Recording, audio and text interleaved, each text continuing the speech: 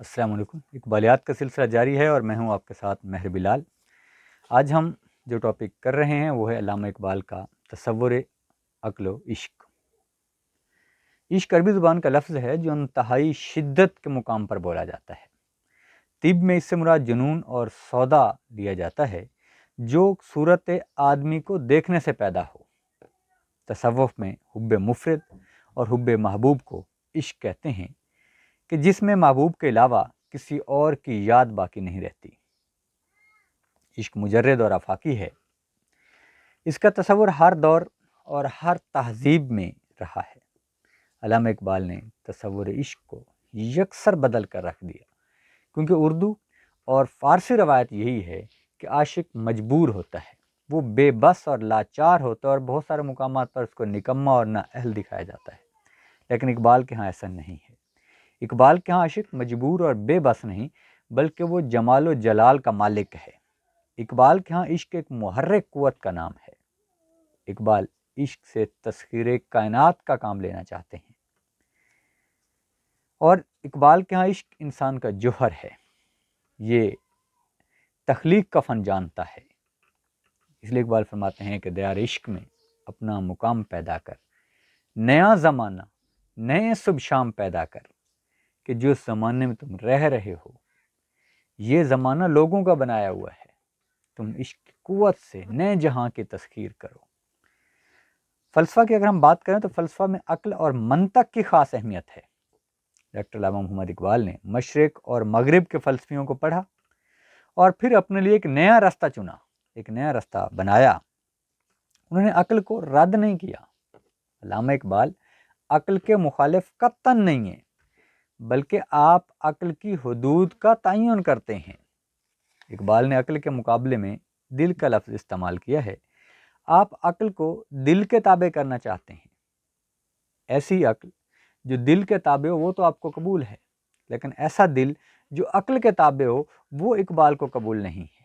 اس لیے آپ فرماتے ہیں کہ صبح ازل مجھ سے کہا یہ جبریل نے، صبح ازل مجھ سے کہا یہ جبریل نے، عقل کا جو غلام ہو وہ دل نہ کر قبول، عقل کا جو غلام ہو وہ دل نہ کر قبول۔ آپ نے عقل کے لیے علم اور فلسفہ کا لفظ بھی استعمال کیا ہے۔ یہ سمجھنا کہ اقبال عقل کا مخالف ہے یہ سراسر ناانصافی ہے۔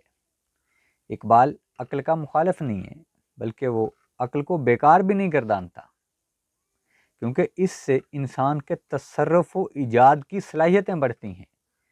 جتنی دنیا میں ایجادات ہیں، جو تصرفات ہیں، اس میں عقل کی کار فرمائیاں موجود ہیں۔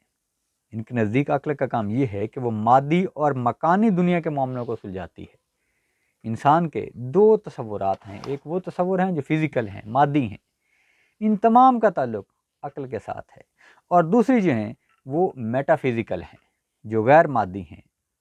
زندگی اور ذہن کی جو اندرونی کیفیات ہیں وہ عشق کی وجہ سے ہی سرفراز ہو سکتی ہیں، وہ عشق ہی اور وجدان ہی ان کو محسوس کر سکتا ہے۔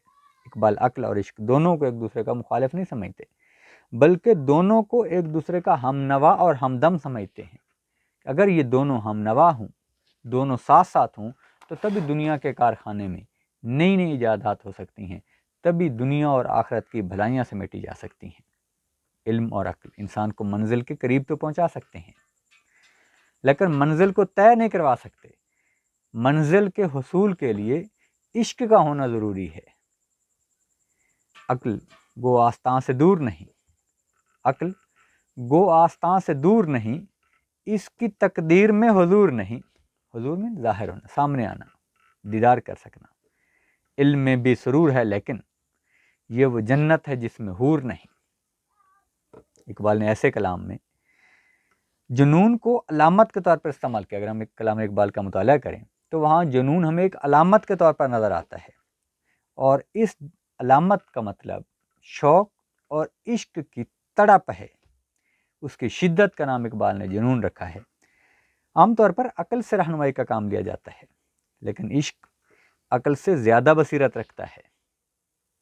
اس کی رہنمائی کبھی دھوکہ نہیں دیتی۔ ہاں، یقین کامل ہونا چاہیے۔ اگر آپ کامل یقین کے ساتھ عشق کی راہ پر چلتے ہیں تو کامیابی کے سوا اور کوئی راستہ نہیں ہوتا، وہ ہمیشہ کامیابی سے سرفراز ہوتا ہے۔ اور اقبال فرماتے ہیں کہ زمانہ عقل کو سمجھا ہے مشعل راہ، زمانہ عقل کو سمجھا ہے مشعل راہ، کسے خبر کہ جنوں بھی ہے صاحب ادراک، کسے خبر کہ جنوں بھی ہے صاحب ادراک۔ دین اور تمدن کے لیے عشق بے حد ضروری ہے۔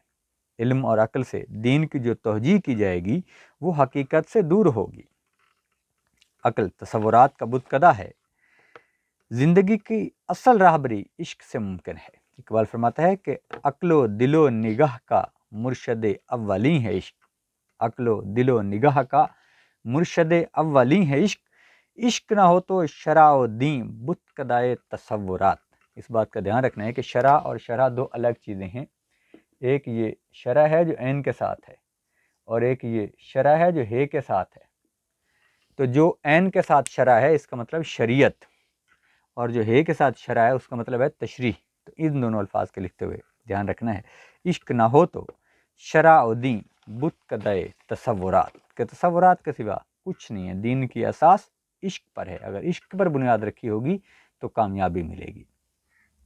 آگے ہم دیکھتے ہیں اقبال کے نزدیک عقل کی سب سے بڑی کمزوری یہ ہے کہ اس میں جرأت رندانہ کی کمی ہے۔ جب تک عشق اس کی پشت پر نہ ہو یہ خود تخلیق کی ذمہ داری نہیں لے سکتی۔ یہ تخلیق کے مشورے تو دے سکتی ہے، آئیڈیاز تو دے سکتی ہے، لیکن اس سے سرفراز نہیں ہو سکتی جب تک کہ اس کے پشت پناہی پر عشق نہ ہو۔ وہ آگے قدم بڑھاتے ہوئے ہچکچاتی ہے، جہاں وہ شش و پنج کا شکار ہوتی ہے وہاں عشق قدم بڑھا چکا ہوتا ہے، عشق زندگی کی راہبری کر چکا ہوتا ہے۔ اگر ہم قوموں کی زندگی کو دیکھیں تو جو بڑے بڑے فیصلے قوموں کی زندگی میں نظر آتے ہیں وہ عشق کی کار فرمائی ہوتی ہے، عشق سے ہی ہوتے ہیں۔ اس لیے اقبال فرماتے ہیں کہ بے خطر کود پڑا آتش نمرود میں عشق، بے خطر کود پڑا آتش نمرود میں عشق، عقل ہے محو تماشائے لب بام ابھی۔ عقل اسباب و علل میں ایسی پھنسی ہوتی ہے کہ اصل حقیقت تک نہیں پہنچ سکتی۔ عقل کو ہر چیز کی جزیات تک پہنچنے کا شوق ہوتا ہے، تو اگر ہم جزیات تک پہنچنے کی کوشش کرتے ہیں تو ہم حقیقت سے دور ہو جاتے ہیں۔ بہت ساری چیزیں ایسی ہوتی ہیں کہ جن کی جزیات کا حقیقت سے تعلق نہیں ہے۔ اگر آپ سائنٹیفکلی بھی دیکھیں تو ہم سادہ سا پانی جو ہر روز پیتے ہیں اس کی بھی اگر سائنٹیفکلی توجیہ ہم کرنے لگیں، عقلی توجیہ کریں، تو اس میں آکسیجن اور ہائیڈروجن، اب اگر آپ ان دونوں کو الگ کر دیں تو یہ پینے کے قابل نہیں ہے کیونکہ وہ دونوں گیسیں ہیں۔ تو عقل ان کو الجھا تو رہی ہے لیکن اس مسئلے کو سلجھا نہیں رہی ہے، وہ پانی کو گیسوں کی طرف تو لے کے جا رہی ہے، لیکن پانی کے اصل فلسفے کو سمجھنے کے لیے، اس کی حقیقت کا ادراک کرنے کے لیے وہ عشق کی کار فرمائی ہے، عشق چاہیے، عشق ضروری ہے۔ عقل جو ہے وہ عیار ہے، چالاک ہے، جبکہ عشق سادہ ہے، پرخلوص ہے۔ اقبال فرماتے ہیں کہ عقل عیار ہے، 100 بھیس بدل لیتی ہے، عشق بیچارہ نہ ملا نہ زاہد نہ حکیم، عشق بیچارہ نہ ملا نہ زاہد نہ حکیم۔ عقل مصلحت اندیش ہے، عقل ہر کام میں اپنا نفع نقصان دیکھتی ہے۔ اگر مصلحت اندیشی نہ ہو تو یہ عقل کا زوال ہے، جبکہ عشق کی کیفیت اس سے متضاد ہے۔ اگر عشق مصلحت اندیش ہو تو اسے خام سمجھا جاتا ہے، اسے بیکار سمجھا جاتا ہے۔ اقبال فرماتے ہیں کہ پختہ ہوتی ہے اگر مصلحت اندیش ہو عقل، پختہ ہوتی ہے اگر مصلحت اندیش ہو عقل، عشق ہو مصلحت اندیش تو ہے خام ابھی، خام کا مطلب کچا، کہ اگر عشق ابھی مصلحت اندیش ہے، عشق نے بھی اگر نفع نقصان دیکھنے شروع کر دیے تو پھر اس کا مطلب کہ عشق نہیں ہے۔ جہاں سوال کے بدلے سوال ہوتے ہیں وہاں محبتوں کے زوال ہوتے ہیں۔ تو یہ جو چون و چرا ہے یہ عقل کا فلسفہ تو ہو سکتا ہے، عشق کا نہیں ہو سکتا۔ پھر اقبال کے یہاں جو عقل ہے وہ بہت تیز گام ہے، وہ محبوب کے پیغام کو سمجھنے کی صلاحیت رکھتی ہے۔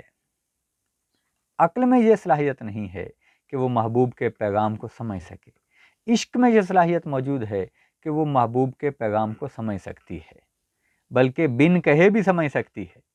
اقبال فرماتے ہیں کہ عشق فرمودہ قاصد سے سبکگام میں عمل، عشق فرمودہ قاصد سے سبکگام میں عمل، کہ وہ قاصد کے کہنے سے پہلے سمجھ کے کھڑی ہے۔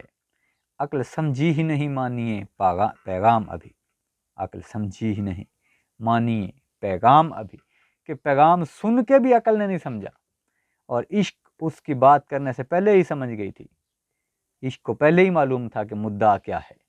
تو عشق قاصد کے آنے سے پہلے ہی اس قاصد کے آنے کا مقصد جانتا ہے۔ اقبال کے عقل کے نمائندے رازی، فارابی، ابو علی سینا اور دوسرے جو مغربی اور مشرقی فلاسفرز ہیں وہ ہیں، جبکہ ان کے عشق کے نمائندے رومی، عطار، سنائی، بستامی اور منصور حلاج جیسے عشاق ہیں۔ اقبال فرماتے ہیں بو علی اندر غبار ناکا گم، بو علی اندر غبار ناکا گم، دست رومی پردہ محمل گرفت، کہ بو علی مطلب جو فلسفی ہیں وہ ابھی تکر غبار میں اٹے ہوئے ہیں، ابھی تکر اس کو سلجھانے کی کوشش کر رہے ہیں، جبکہ عشق کے نمائندے جو ہیں وہ حقیقت کے قریب تر ہو چکے ہیں، وہ اب حقیقت کا پردہ چاک کرنے کو ہیں۔ عشق انسان کو خود آگاہی نصیب کرتا ہے، اور اقبال کے ہاں خود آگاہی کائنات کی بڑی طاقتوں میں سے ایک ہے۔ اقبال فرماتے ہیں کہ جب عشق سکھاتا ہے آداب خود آگاہی، کھلتے ہیں غلاموں پر اسرار شہنشاہی۔ تو یہ بھی دھیان رکھنا ہے کہ اسرار سین سے ہے، ایک یہ اسرار ہے، ایک اس طرح بھی لکھا جاتا ہے، یہ والا اسرار نہیں ہوتا، یہ اسرار ہوتا ہے، جو سواد سے لکھا جاتا ہے وہ اسرار ہے، جس کا مطلب ہوتا ہے بار بار کہنا، اور اسرار کا مطلب راز۔ تو جب عشق سکھاتا ہے آداب خود آگاہی، کھلتے ہیں غلاموں پر اسرار شہنشاہی۔ اب ہم اپنے اختتام کی طرف آتے ہیں، تو کلام اقبال میں جو عشق کا مقصد و مدعا ہے اور جو نچوڑ ہے وہ بڑی وضاحت اور صراحت کے ساتھ بیان کیا گیا ہے۔ یہ موضوع بہت طویل ہے، ہم وقت کی نزاکت اور اپنی سلیبس کی ضرورت کے مطابق اس کو سمیٹتے ہیں۔ تو اقبال کے ہاں جو عشق کا مدعا ہے وہ کیا ہے؟